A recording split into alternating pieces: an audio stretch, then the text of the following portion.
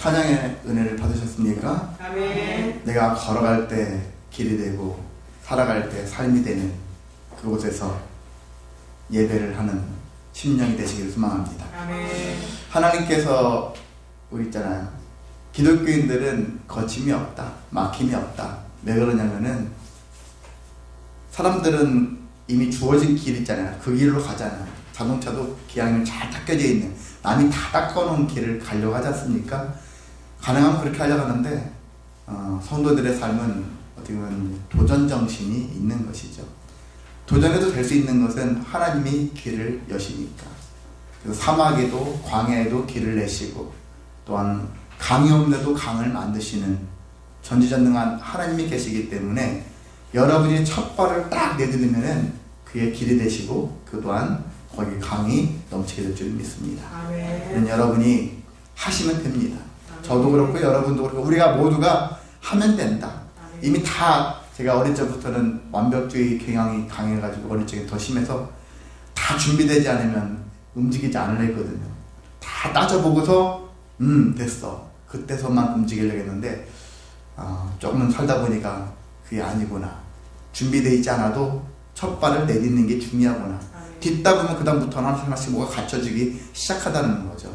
그래서 여러분이 완벽히 갖춘 다음에 움직이려고 하는 삶보다는 덜 갖춰졌을지라도 믿음으로 첫 발을 자꾸 내딛는 훈련, 그런 삶이 되시기를 소망합니다. 네, 오늘 건강한 가정의 비결이라는 제목으로 함께 말씀을 나누고자 합니다. 원래는 건강한 가정 했다가 그냥 비결 좀 혹해보려고 제가 이런 뭐 썸네일이라 하나요? 이런 거 뭐 제목으로 사람들을 낚시하는 이런 것들 다 안 하고 싶은데, 근데 유튜브 같은 거 보면은 제목을 좀 이상하게 좀 희한하게 좀 호기심 있게 뭔가 끌리게 달아놔야지 사람들이 들어가더라고요. 참 그런 제목의 유혹을 많이 받는데, 그래서 비결 특별할 건 없지만 그렇지만 확실할 수 있는 그런 은혜의 비결을 이 시간 함께 나누고자 합니다. 예, 여러분 잘 알다시피요, 세상에서 가장 작은 공동체는 가정이면서 가장 소중한 공동체가 가정이다 라는 것, 가정이라는 그런 것들을 많은 곳에서 여러분이 봤을 거예요. 느꼈고 알고 있습니다. 그런데 한편으로는 가장 작고 소중한데 가장 갈등이 많고 가장 다양한 문제가 생기고 가장 결핍이 발생하면서 모든 문제의 근원이 되어줄 수 있는 곳도 가정인 것 같아요. 돌아보면 가정에서 갓난아기부터 지금까지 여러분이 갈등을 제일 많이, 아픔을 제일 많이, 상처를 제일 많이 받은 곳이 가정이잖아요. 부모로부터 받은 가정 그것도 있고요. 또한 자식으로부터 받은 것도 있고, 서로 형제들 간에, 부부 간에 이 가정에서 이루어지는 일들이 참 정말 힘든 일들이 참 많다라는 거예요. 아마 그 다음에 성도들 입장에서는 두 번째가 교회일 것 같아요. 그렇게 할 정도로 많은 사람들이 상처, 갈등, 문제, 결핍에 빠져 있습니다. 이것들이 어쩌다가 잠깐 오는 거라고 모르겠지만 구조적으로 어떤 집안의 어떤 내력도 있잖아요. 바뀌어지지 않는, 변화되지 않는 집안이라면은 그것들이 계속 이어져요. 어릴 때 갈등이 10대 때, 20대, 30대 때, 왜? 집안이 형태가 안 바뀌어요. 아버지도 안 바뀌고 엄마도 안 바뀌고 자식도 안 바뀌어. 그 집안은 계속해서 갈등을 가지고 살아가는 것이죠. 변화되지 않는 집안. 그렇게 되어지면 이게 어떻게 되죠? 건강하지 못하죠. 병들어 갈 수밖에 없죠. 나도 모르게 병들어 간다라는 것입니다. 우리도 모르게 병들어 가고 있어요. 그래서 우리가 어릴 적부터 지금까지 쭉 여러분이 지켜봤었을 때 우리의 가정, 아니면 다른 가정, 이 사회의 가정들은 어떻게 지금 흘러가고 있을까? 갈수록 건강해지고 있을까? 제가 봤을 때는 갈수록 건강해지는 게 아니라 갈수록 몸은 건강해지는 것 같아요. 몸은. 그러니까 제가 한 자릿수 나이 때는 10대 때는 보통 70세, 75세 되면 돌아가셨어요. 어른들이. 그냥 그 정도면은 다 죽는 나이구나. 그래서 지금 70세 돌아가셔봐요. 너무 일찍 돌아가셨다 그러잖아요. 너무 80세만 해도 너무 일찍 일어나요. 지금은 90대가 돼야지, 90에서 95세는 돼야지 그래도 살 만큼 사셨다 이렇게 얘기 나와요. 몸은 건강해졌는데 우리의 영혼이 건강하지 못한 상태에 이르러 있다는 얘기죠. 그래서 우리가 모든 건 이게 밸런스가 맞아야 되잖아요. 몸도 건강해야 되지만 영혼의 건강이 중요하다. 그래서 신앙생활을 왜 해야 되냐면 영혼의 건강을 위해서 하는 거예요. 몸만의 건강, 근데 영혼이 건강하면 몸도 건강해지고 이런 서로가 조화를 이룰 수 있는 삶이 되기 때문에 여러분의 신앙생활을 열심히 해주시기를 원합니다. 그건 여러분을 위해서 하는 거예요. 교회를 위해서, 목사를 위해서가 아니라 여러분을 위해서 신앙생활을 하는 것이죠. 제가 그 찬양을 딱 같이 따라하면서 어떤 생각을 했냐면은 여러분 찬양을 정말 마음을 다해서 막 했으면 좋겠어요. 남들 하는 거 그냥 관람 경청하듯이 듣기만 하는 그런 모습이 아니라 함께 막 했었으면 좋겠어. 그리고 뭐냐면은 그 은혜가 나한테 오기를 사모하는 마음을 가지고 했으면 좋겠습니다. 아멘. 저들이 찬양하지만 내가 지금 같이 찬양하는 마음을 가지고 내가 같이 찬양해 준 게 아니라 내가 찬양하는 마음, 하나님과 나의 1대1의 마음을 가지고 그런 마음을 가지고 가사에 있는 그 은혜대로 나한테 임하여 주옵소서. 아멘. 빛이 임하고 은혜가 임하고 상급이 임하고 다시 강건이 임하고 충만함이 임하고 모든 것들이 그렇게 임하게 되려고 성령이 주신 그 은혜가 임해 달라고 그렇게 간절히 간구하면서 찬양하면 그대로 그것이 오는 느낌이 있어요. 그리고 삶으로 그게 어느 순간부터 드러나기 시작한다는 얘기죠. 제가 지난 수요일 날 어떤 수요 예배인데 어떤 우리 교회 한방 나왔던 그 안수 집사님이 있어요. 다른 교회. 그분이 저는 몰랐는데 제 아내가 거기 막 이렇게 글이 올라오는데 그 얘기를 했다고 하더라고요. 목사님의 찬양에는 진심이 느껴진다. 진심의 마음을 가지고 한다. 근데 저는 정말 찬양할 때 옛날에는요 좀 다른 사람이 어떻게 들을까 더 잘해보려고 더 좋은 목소리를 더 아름답게 더 멋있게 더 정확하게 이런 쪽으로 집중해가지고 보여지는 찬양을 솔직히 많이 했었어요. 그렇게 했는데 그게 아니라 정말 주님과 교통하는 마음을 가지고 찬양하려고 하는 마음, 제가 그걸 바꾸려고 쉽게 안 되더라고요. 버릇이 있으니까, 옛날 습관이 있으니까. 근데 자꾸 그런 남한테 들려주려고 하는 것이 아니라 그 찬양 속에서 하나님께 어떻게 영광 돌릴까, 그 찬양에서 어떻게 하면 은혜를 받을까, 이런 마음으로 계속 하다 보니까 그것들이 다른 사람들이 보기에는 조금씩 느껴지는 것 같더라고요. 하루아침에 되지는 않아요, 보니까. 근데 여러분이 계속 시도하면 그 삶이 진심으로 또 하나님께서도 그렇게 받아주실 거라고 믿습니다. 아멘. 저뿐만이 아니고요. 우리 모두 다 그렇게 되어지는 거예요. 우리 친구들도 찬양할 때 그냥 이 성도들한테 들려주는 게 아니라 나는 지금 하나님께 영광 돌리고 있는 거야. 아멘. 하나님만 생각하면서 하는 거예요. 이 성도들은 2차예요. 1차가 찬양이잖아요. 하나님께 영광 돌리는 시간이니까. 대상이 하나님이 되는 거죠. 아멘. 하나님께 영광 돌릴 때 우리도 하나님께 영광 돌리면서 찬양을 들을 때 우리에게는 기쁨이 있고 우리 영혼이 건강해질 수가 있는 것입니다. 아멘. 건강을 위해서 여러분한테 지금 말씀을 드리는 거거든요. 영혼이 건강해지기 위해서 내가 무엇을 할까? 예배 시작부터 무엇을 해야 될까?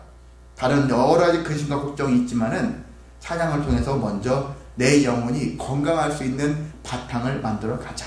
아멘. 말씀으로 다시 무장되어서 그 뼈대를 세우고 강건할 수 있는 삶으로 가자.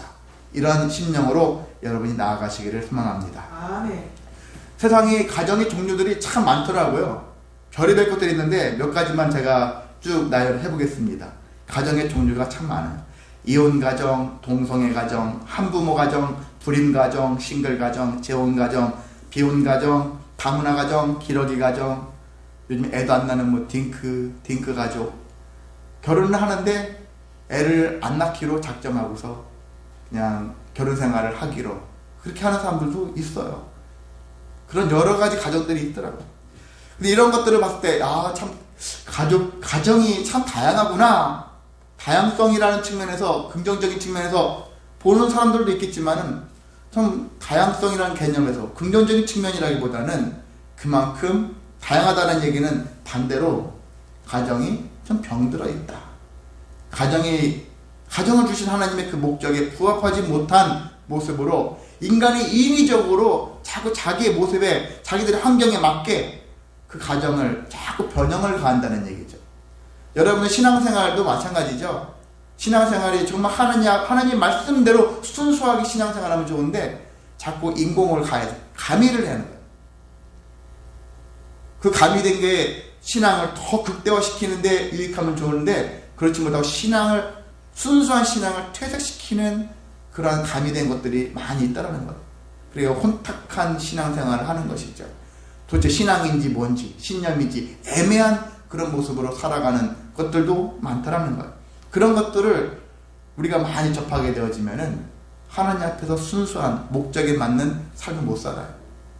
가정을 왜 주셨는지 그 목적을 알지 못하고, 또한 교회를 왜 주셨는지, 우리 직장을 왜 주셨는지 이런 것들을 알지 못하고 건강을 잃은 상태에서 방황하며 살아갈 수 있는 삶이 된다는 것입니다. 그래서 우리가 오늘은 가정의 달이니까 가정 관련된 측면에서 건강한 가정이 되려면 어떻게 된가, 또 건강하지 못한 이유는 뭘까, 그런 이유와 건강하기 위해서는 어떤 마음을 가지고 어떤 태도를 가지고서 그 일에 힘써야 될까, 이 두 가지를 측면에서 말씀을 나누고자 합니다. 첫 번째가 사람들이 왜 건강을 자꾸 잃고 있을까. 머릿속에 제일 많이 생각하는 것들이 사람들은 돈이죠. 하루에도 돈에 대한 생각을 많이 할 수밖에 없어요. 뭘 하려고 해도 돈, 사람을 만나려고 해도 돈, 어디 나가려고 해도 돈, 교회를 가려고 해도 돈 없으면 못 가. 옛날부터 전해오는 성도들의 말소리가 그거예요. 돈 없으면 교회도 못 가. 뭐 이런 식으로 하는 말들이 우리가 무슨 진리의 말처럼 이렇게 새겨져 있는 것들이 많습니다. 또 일반 가정들도 마찬가지죠. 자녀를 왜 안 날라갈까요? 자녀들한테 시간을 뺏기는 거 싫어. 그것도 있지만 자녀 양육비가 말도 못하게 너무 많이 나가니까, 자녀 양육에 대한 부담이 너무 크니까 그것도 고민스럽고, 야 우리가 늙으면은 우리가 노후를 어떻게 대책을 세워야 되나, 이런 마음 가지고도 그것 때문에도 돈에 대한 마음 때문에 늘 마음의 근심이 떠나지 않는다는 것입니다. 모든 것들이 다 돈으로 연결되어 있어요. 돈과 연결되어 있어요. 그래서 사람들이 생각하기로 돈이 있으면 돼. 돈이 있으면 다 해결돼. 근데 실제로 돈이 있으면 많이 해결되어져요. 진짜로 돈이 많이 그러니까 효과가 있으니까 사람들이 그거 돈 하지 않겠습니까? 근데 돈이 복의 상징이냐? 어느 순간 돈이 복의 상징이 되어졌는데, 근데 이것은 잘못된 이야기라는 것이죠. 복의 상징이 결코 아닌데도 불구하고 사람들이 복의 상징을 돈으로 그렇게 생각할 때가 많다는 것입니다. 돈은 결코 복이 아닙니다. 우리가 여러 가지 측면에서 돈은 은사라고 했어요. 돈 버는 사람, 여러분이 교회를 잘 다니고 신앙생활 잘하면은 부자 될까요? 그건 아니거든요. 정말 신실해. 그런데 그 사람이 부자로 살 것 같아요? 엄청나게 많은 재산을 가지고 살 것 같습니까? 그렇지 않다는 거예요.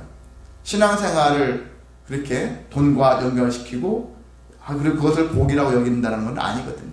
돈을 잘 버는 사람은 그것도 은사예요. 돈을 잘 버는 사람들이 있어요. 돈에 대해서 아주 능력이 있는 사람이 있습니다. 잘 버는 능력을 가지고 있어요. 저 같은 경우는 돈을 못 버는 스타일이에요. 왜냐하면 제가 제 기질 성격을 조사해봤는데, 저는 돈 같은 것들을 되게 돈이 필요한 건 알아요. 돈이 궁금하면 돈이 있었으면 하는 생각을 하고 사는데, 그렇다고 해서 돈을 엄청나게 벌어가지고 막 엄청나게 높은 그런 큰 집을, 좋은 차를 해가지고 막 좋은 명품을 걸치고 살고 싶다, 이런 생각은 하면서 살진 않았어요. 없어도 돼. 그런 거 안 해도 돼. 그냥 내가 잘 수 있는 집만 있으면 되지. 오늘 굶지 않고 먹을 수 있는 밥만 있으면 돼. 저는 약간 최소한의 그런 마인드로 살아온 것 같아요. 이게 제가 제 마인드 좋다는 얘기가 아니라 좀 그렇게 살기로 하나님께서 만들어 놓으신 것 같아요. 기질적으로. 다 모든 게 기질적으로. 어떤 사람은 양적으로 막 풍성하기를 원하는 사람들이 있고, 어떤 사람은 질적으로 막 그렇게 추구하는 사람들이 있거든요.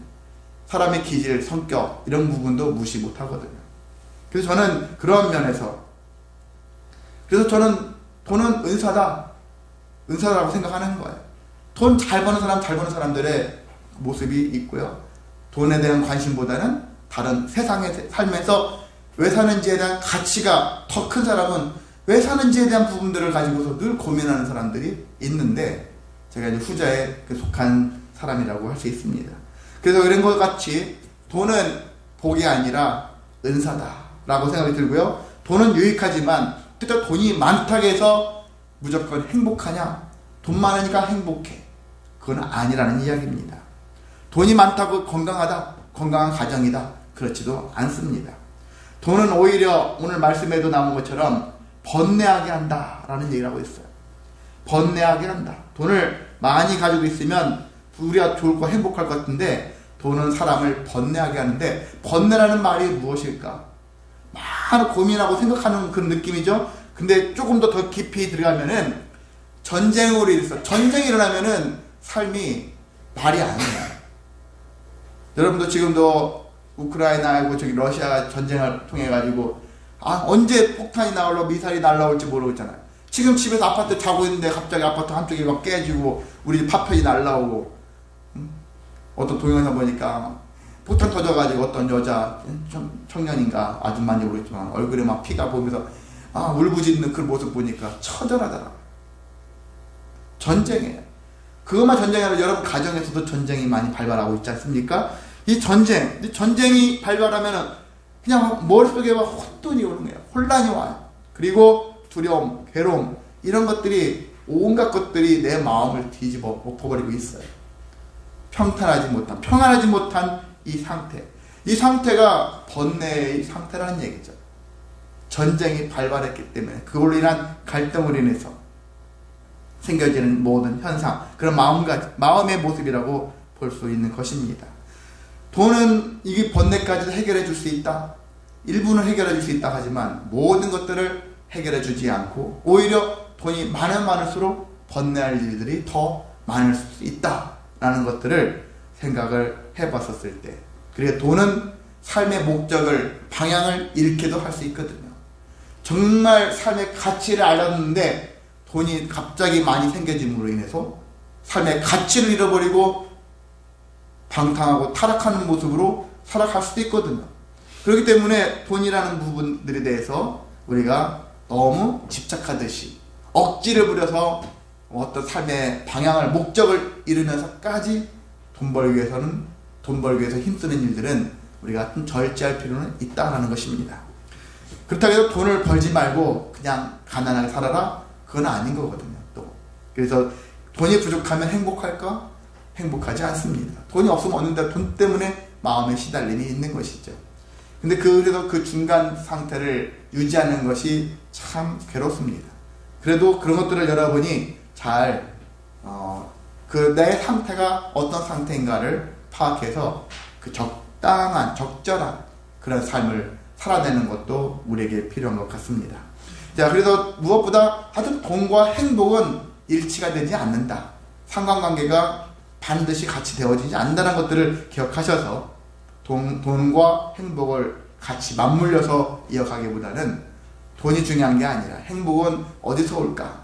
그것들을 둘이서 찾지 마시고 다른 데서 한번 발견하시기를 소망합니다.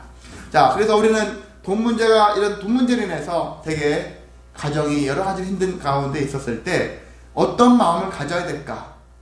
그걸 어떤 식으로 찾아야 될까? 그랬을 때 여기 13절에 있는 말씀처럼 마음의 즐거움을 가지고서 임해야 된다는 것입니다.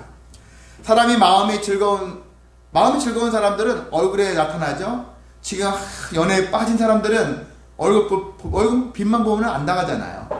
지금 저 사람 관계가 좋으면 얼굴이 빛나요. 자기들은 야, 우리 서로 사귀는 거 우리끼리만 알고 남한테 밝히지 말자 해도 다 편한단 말이죠. 너 요즘 누구 사귀지?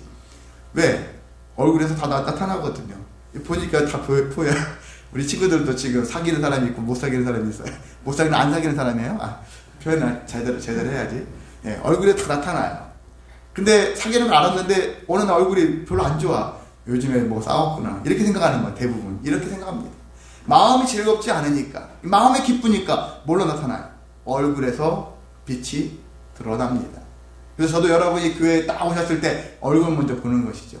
얼굴의 안색을 살피는 것이죠. 여러분도 물론 저를 보시면서 저 목사님 오늘 컨디션이 안 좋구만 뭐하고만 판단하시겠지만 얼굴로 판단하는 것이죠. 얼굴로. 근데 얼굴로 억지로 웃으라는 얘기 아니라 그 근원이 마음이거든요. 마음이 즐거워야 된다. 즐겁지 않은데 어떻게 즐겁습니까? 억지로라도 즐거워하라는 거예요. 억지로라도. 그럼 내가 그 마음을 바꿔야 되는 것이죠. 뭐냐면 고난이 임했을 때, 고난이 임하면 고난 때문에 시련에 빠진 것처럼 여러 가지 좌절에 빠진 것처럼 그런 마음의 인상을 쓰면서 살면은 얼굴에 나타나는 거죠. 근데 고난이 임해도 괜찮아, 상관없어, 어차피 또 지나갈 거야, 내가 잘 버티고만 있으면 지나갈 거야, 이 고난 때문에 내 인생 망가뜨리지 말자, 내 인생 구기지 말자, 이런 마음을 가지고 마음의 즐거움을 유지하면은 그 유지함이 얼굴에 드러난다는 얘기죠. 성도는 그러한 모습들이 있어야 됩니다. 죽을 인상 쓰고 막 그때마다 희노애락을 그냥 얼굴에 막 여러 가지 모습을 세상 가운데 보여주면 안 되는 거예요. 그러면 결국 그 사람들을 봤었을 때는 저 사람은 도대체가 무엇을 향해서 살고 있는가, 어떤 가치를 가지고 살고 있는지를 우리나 쟤나 똑같아. 돈 없으니까 슬퍼하고 일이 안 되니까 막 침울하고 우울하고, 그 세상 사람도 똑같잖아요. 우리랑 똑같은데 굳이 교회까지 못 나가요. 똑같은데. 근데 교회를 안 나가는데, 교회를 나가는 사람들이 그 어떤 일에도 불구하고 굴하지 않고 자신을 지키고 마음을 지키고 그 즐거움을 계속 지키는 삶, 이것이 성도에게 주어진 삶이거든요. 그러면 이걸 어떻게 해야지 그렇게 가능합니까? 했었을 때 여기 잠언서 기자는 하나님께 여호와를 경외하래요. 하나님을 경외하는 삶을 살으래요. 하나님을 경외한다, 두렵고 떨림으로 공경하고 존중하고 인정하고 믿고 신뢰하는 이 삶을 살아가라는 것. 하나님을 제대로 된 믿음을 가지면은 마음이 하나님께서 채워주셔서, 성령으로 채워주셔서 어떤 나를 침해하는 거죠, 나를 괴롭히는, 나를 힘들게 하는 것들이 나를 찾아왔어도 그것들을 튕겨내고 내가 오늘도 바로 설 수 있는 삶을 살아갈 수 있거든요. 견고하게. 그러면서 마음의 즐거움이 겉으로 표출이 되어지는 것이죠. 겉에서 뭔가 에너지를 얻어서 내 것을 채워가는 사람도 있고, 안에서부터 채워져서 바깥으로 발산하는 사람도 있겠지만은, 기본적인 구조는, 성도는 하나님을 만나서 하나님을 경외함을 통해서 내 안에서 채워져서 바깥으로 발산되어지는 그런 구조를 가지고 있습니다. 저와 여러분은 그런 모습으로 살아가시기를 소망합니다. 그래서 나는 하나님을 경외할 거야. 오늘도 내일도 경외할 거야. 내 삶은 하나님을 경외하는 삶이에요. 마음을 즐겁게 하려고 억지로 막 부리는 것도 한계가 있죠. 그런데 하나님을 경외하는 삶을 살면은 하나님을 제대로 믿는 거예요. 하나님을 인정하고 제대로 믿고 섬기는 삶을, 하나님을 또 의지하는 삶을 살면은 어떤 일이 발생하냐, 내 마음에 뭔가 충만함이 가득 느껴져요. 내 안에 충만함이 느껴진다는 얘기죠. 그 충만함이, 여러분도 팽창돼 봐요. 주름도 펴지는 거예요. 충만함이 다 펴지면 내 주름도 펴지는 것 같이 삶에 주름이 생겼어요. 하나님으로 여러분이 충만하시기를 원합니다. 성령으로 충만하시면 팽창되잖아요. 주름이 다 펴져요. 삶에 주름이 펴지실 수 있는 그런 은혜가 있기를 소망합니다. 그래서 하나님을 경외하는 사람은요, 어떤 마음이 생기냐, 믿음의 마음이 생길 수밖에 없어요. 믿음, 신뢰하는 마음, 사랑의 마음이 생길 수밖에 없고요, 감사하는 마음, 배려의 마음, 섬김의 마음, 또는 절제하는 마음도 주셔요. 여기까지만 해야지, 내가 조금만 좀 더 그렇게 하다가 망하는 사람도 많거든요. 때를 놓쳐서. 그래서 우리가 이러한 절제 마음까지도 장착을 하는 것. 자동차에게 필요한 게 브레이크잖아요. 가속 페달만 있으면 죽으러 가는 길이에요. 근데 브레이크가 있기 때문에 살 수 있는 것처럼 여러분의 인생도 가속과 브레이크를, 두 가지를 적절하게 조절하면서 삶을 지혜롭게 살아가시기를 소망합니다. 근데 그것을 전체적으로 하나님을 경외하는 삶을 가지고 살아갔을 때 운전할 때도 즐거운 거예요. 마음이 기쁜 거예요. 나는 안전하다. 안전이 확보된 상태에서, 건강이 확보된 상태에서 가니까 운전이 즐거운 것이죠. 여러분에게 그런 은혜가 있기를 소망합니다. 두 번째 문제는 관계의 문제예요. 여러분이 왜 싸웁니까? 남편과 아내가 왜 싸웁니까? 뭔가 관계가 지금 안 좋으니까. 자녀와의 관계, 남편과 아내와 부부 관계. 부부의 모든 관계가 때문에 문제가 생기거든요. 관계라는 것은 사실 좋은 관계는 행복으로 가는 지름길이에요. 건강으로 가는 지름길. 저 집안 생활 행복해 보여. 뭐 때문에 보입니까? 관계가 행복해 보이니까 행복하다는 얘기예요. 관계가 좋으니까 행복하다. 그렇게 표현하는 거 아니겠습니까? 돈이 많다는 것이 아니라 돈 없는데도 저 집안은 참 날마다 웃음이 맨날 넘쳐. 이렇게 얘기할 수 있는 그거잖아요. 좋은 관계니까. 그래서 우리는 관계가 어떤 관계를 내가 꿈꾸면서 지향해야 될까? 지향, 방향성, 사랑의 관계를 여러분이 힘써야 하는 것입니다. 사랑의 관계. 여기 17절에 말씀이 되어 있죠. 채소를 먹으며 서로 사랑하는 것이 살진 소를 먹으며 서로 미워하는 것보다 낫다. 비슷한 한우를 먹으면서 서로 거기서 삿대질하고 욕하고 비난하고 갈등을 전쟁이 발발하는 일들이 주변에 많습니다. 근데 채소를 먹으면 요즘 채소값도 물론 비싸지만은 그 금값이라고 하지만 그래도 어쨌든 채소 가난의 상징이라고 할 수 있는데 이 가난할지라도 사랑 더 중요한 거야. 가난해도 서로 사랑하면 모든 것들을 다 감당할 수 있고 버틸 수 있고 이길 수 있다라는 거예요. 요즘 남자 여자 결혼할 사람들이 뭘 봅니까? 이 사람들 보면은 일단 외모를 봐요. 첫 번째 외모가 흠모할 만한 사람인가. 그리고 두 번째가 재력을 봐요. 능력을 봐요. 두 번째가 다 능력이에요. 능력. 이 사람하고 살면 내가 굶어 죽지 않을 수 있습니다. 내가 이 사람 살면 내가 저 사람 다른 사람보다 더 좋은 것들을 거치면서 그런 집에서 그런 차를 끌고 다니면서 살 수 있을까? 이런 것들을 염두에 두는 것이 세상 사람들의 모습인데 그 사람을 더 진지하게 더 깊이 사랑하려고 하는 마음 가지고 관계를 맺어야 되는데 이 사람을 통해서 내가 덕볼 생각을 하면서 관계를 맺으려고 한다는 얘기예요. 그런 집안에 문제가 생길 수밖에 없죠. 돈 보고 결혼했는데 돈을 안 벌어다 주네. 이 사람하고 못 사는 거죠. 돈 때문에, 다른 것 때문에. 이런 문제라면은 이런 것들이 계속 문제가 불거질 수밖에 없는데 사랑의 관계를 하려고 해야 된다는 것이죠. 그 남녀관계, 부부관계, 가정에서는 사랑이 빠지면 안 되는 것이거든요. 그 무엇보다 사랑이 존재해야 합니다. 사랑이 빠지면 어떤 일이 생기냐? 미움이 발생하죠. 시기도 발생하고 원망도 발생해. 분노도 발생할 수밖에 없어요. 사랑이 빠진 결과거든요. 우리 집에 왜 자주 싸울까? 사랑이 없으면 싸울 수밖에 없거든요. 안 그렇습니까? 사랑이 없으면 왜 그러느냐? 상대방을 존중하지 않아요. 넌 너, 난 나. 저 사람이 뭐 좋은 거 먹으면 열받아요. 좋은 거 먹으면은 그래, 건강해져라. 잘 먹고 건강해져라. 그게 아니라 저만 좋은 거 처먹고 있네. 뭐 이런 식으로 비아냥거리고 멸시하듯이 하는 거예요. 저도 예전에 그랬기 때문에 좀 마음이 뜨끔한데 옛날에는 그랬어요. 근데 저도 모르게 예전에 12월 달인가 제 아내가 뭘 좋은 걸 혼자 먹더라.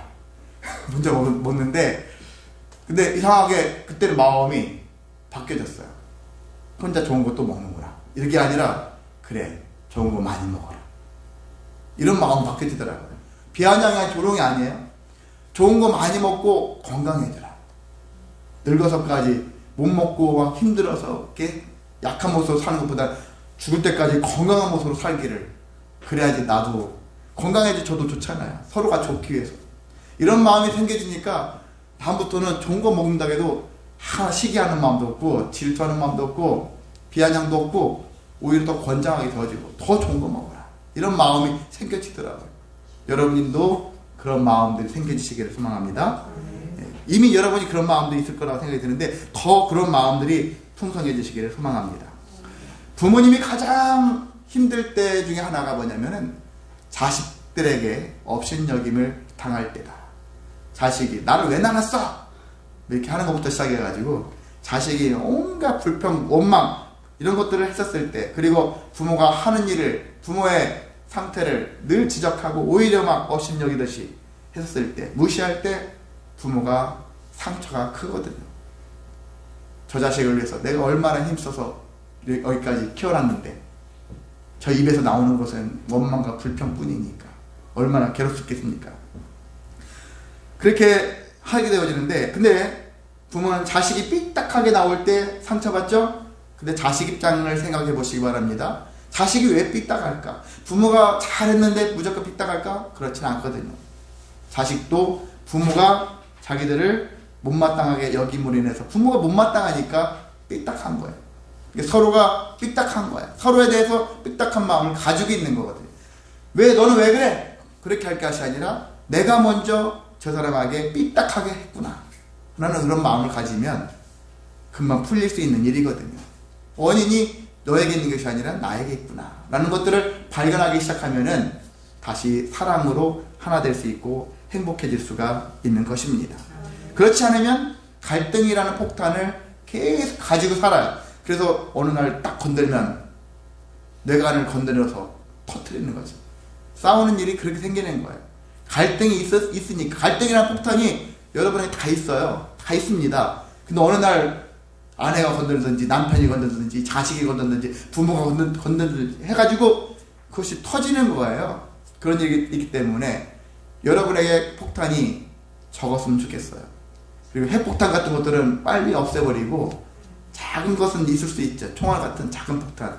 터져도 가정의 화합에 큰 지대한 영향을 끼치지 않는 작은 것들은 있겠죠, 사람이. 그런 것들이 있을 수 있어도 가정의 근간이 깨질 수 있는 좀 핵폭탄급 되는 갈등은 있으면 빨리 해소하시기를 바랍니다. 그래야지 여러분에게 평안이 있게 될 줄 믿습니다. 자, 그럼 어떻게 해야지 사랑의 관계를 맺을 수 있을까? 사랑해야 되겠죠. 서로 사랑하라. 말씀에도 나와 있는데 서로 사랑하라는 말씀의 내용을 우리가 생각한다면 다 아는 얘기겠지만 사랑은 하는 거다. 그 얘기는 의지를 가지고 하라는 거거든요. 억지로라도 사랑을 하라는 거예요. 사랑해야지. 해야지. 그럼에도 불구하고 사랑을 해야지. 하나님 우리한테 뭐라고 했습니까? 말씀에 원수도 사랑하라. 원수. 여러분 아내가 남편이 때는 원수가 되잖아요. 자녀도 원수 될 수 있고 여러분 입장에서 부모도 원수가 될 수 있는데 원수조차도 사랑하라고 돼 있지 않습니까? 의지를 가지고 하라는 거예요. 억지로도 사랑하는 거예요. 아, 저렇게 되는데 내가 어떻게 저 사람 사랑합니까? 그럼에도 사랑하라. 의지가 있어야 한다는 것이거든요. 내가 하는 사랑은 자연스러운 사랑도 있긴 있어요. 근데 그 본능을 따른 사랑이에요. 본능. 흔히 남녀관계 어떤 에로스적인 사랑들을 얘기하는데 그런 거 빼놓고는 우리가 의지를 가지고서 사랑을 해야 하는 것입니다. 내가 하는 사랑은 어떤 사랑이 될 수 있냐면은 이기적인 사랑이 될 수 있어요. 집착하는 사랑이 될 수 있어요. 이기적인 사랑 대표적으로 어떻게 보냐면은요, 나는 너를 위해서 이렇게 열심히 했는데 너는 왜 나한테 매번 그러냐? 원망하는 마음들을 가졌었을 때는 내가 이기적인 사랑을 한 결과라고 생각하면 됩니다. 하나님이 공급하신 사랑을 가지고 한 사람은 이런 결과가 나오지 않거든요. 내가 열심히 최선을 다했는데도 불구하고 상대방의 반응이 시큰둥해. 물론 한두 번 가지고 여러분이 했다고 해서 상대방이 움직일 거라는 생각을 하면 안 돼요. 언제까지 해야 되냐? 상대방이 움직일 때까지 사랑을 하는 것이죠. 그것이 항상 전제인데 언제까지는 답은 없어요. 저 사람이 내 진심을 알아줄 때까지. 그런데 여러분도 저 사람이 언제까지 하는지 내가 막 기간을 정해놓고 하면 안 되고 저 사람이 움직일 때까지 진심을 다해서 하는 거예요. 진심을 다해서 사랑하는 거예요. 짧은 순간이라 할지라도 진심을 담아서 하게 되어지는 것은 진심은 효과가 커요. 기간을 단축시킬 수 있습니다. 그래서 진심을 다해서 성실하게 의지를 가지고서 끝까지 상대방의 변화가 있을 때까지 하게 되어지면은 분명한 은혜가 있습니다. 근데 내가 하는 것은 한계가 있는 거예요. 한계가 있지만 주님이 주신 그 사랑으로 하라는 것이죠. 주님이 사랑을 받았다면 그 받은 은혜를 그 사람에게 주는 거예요. 이런 자세가 우리에게 있어야 하는 것입니다. 한 가지 추가로 말씀드리면 사랑은 변화를 초래하죠. 사랑하게 되어지면 변화가 생겨요. 얼굴빛이 달라지는 것처럼 그 마음가짐도 달라지고 모든 게 달라져요. 달라지는 것인데 그게 달라지는데 왜 달라지냐면은 내가 변하고 있기 때문에 달라지는 거예요. 사랑하면은 저 사람이 달라지는 게 아니라 내가 달라지는 거거든요. 여러분이 사랑을 많이 할수록 여러분 자신이 바뀌어져요. 모든 믿는 자들의 그러한 간증을 들었었을 때 대부분이 공통적인 현상이 뭐냐면요, 다 보면은 저 인간 때문에, 저 인간 바뀌어야 되는데 이렇게 생각하면 살았죠, 처음에는. 근데 시간이 지나면서 그게 아니라 하나님은 내가 바뀌기를 원하시는구나라는 것들을 깨달았다는 거예요. 나부터 바뀌어야 되구나. 나부터도 빼요. 내가 바뀌기를 원하셨구나. 하나님은 내가 바뀌는 걸 원하시는 거예요. 내가 먼저 바뀌어졌을 때 진정한 변화가 시작되어지는 것을 볼 수 있습니다. 시간이 많이 가니까 어떤 예화를 못 들어서 죄송하지만은 그런 것들 여러분 체험하시기를 원합니다. 나부터 바뀌어야지. 그 나부터도 빼고요. 내가 바뀌어야지. 내가 바뀌어야지. 내가 바뀌어지기를 힘쓰시기를 소망합니다. 내가 바뀌어지면은 당연히 상대방도 바뀌어져요. 그리고 가정도 바뀌어지고 직장도 바뀌어지고 교회 공동체도 바뀌어지고 모든 것들 다 변화가 이루어질 수밖에 없어요. 내가 바뀌자. 나부터도 빼고요. 내가 바뀌자. 이런 마음을 가지고 임하시기를 소망합니다. 말씀을 마치겠습니다. 건강한 가정은 우리만 원하는 게 아니에요. 하나님이 원하시는 거예요. 하나님의 뜻이기도 합니다. 가정을 만들어 주시고 그래 불행해져라 불행해져라 이렇게 하시는 건 하나님이 아니에요. 행복해져라. 어떻게? 행복해져라 행복해져라. 행복한 가정, 건강한 가정을 하나님이 원하시거든요. 그 누구를 중심으로? 하나님 입장에서 나를 중심으로 너희들이 가정을 세워가라. 아까 찬송가 그랬잖아요. 예수만 섬기는 가정이 됐을 때 보다 더 건강한 가정이 되어질 수 있다는 것입니다. 영적인 건강이 있어야 되는 거예요. 그런 다음에 물질적인 건강이 같이 함께 있으면 더 행복한 가정으로 갈 수 있겠죠. 그래서 우리가 가장 중요한 것은 물질적, 외적 그런 형태의 건강이 아니라 영적인 건강이 중요하다는 사실입니다. 아직 우리 가정은 다 예수 안 믿는데요.